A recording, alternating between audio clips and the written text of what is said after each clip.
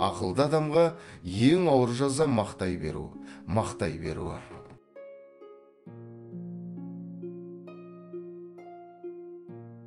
Адам өзіне өзі неғұрлым мәз болса, оның бойында мәз боларлық нәрсе соғұрлым аз болғаны.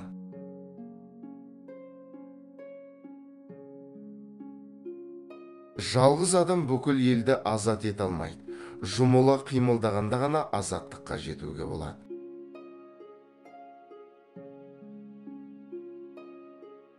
Адамның негізгі міндеті күнелту емес, өмір сүру.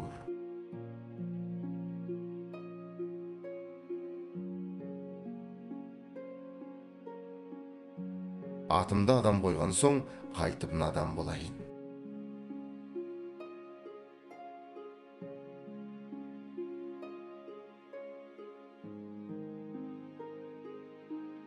Адам керуен, өмір жолы.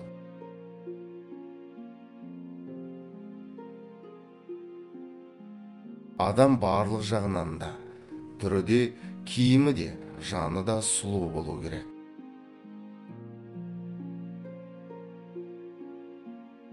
Білген адам білімді өмір бойы іздейді.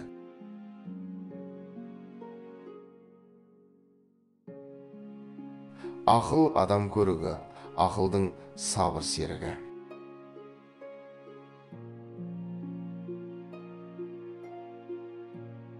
Адамдарға сенің құрғақ сөзің емес, жасаған іс-әрекетің маңызды.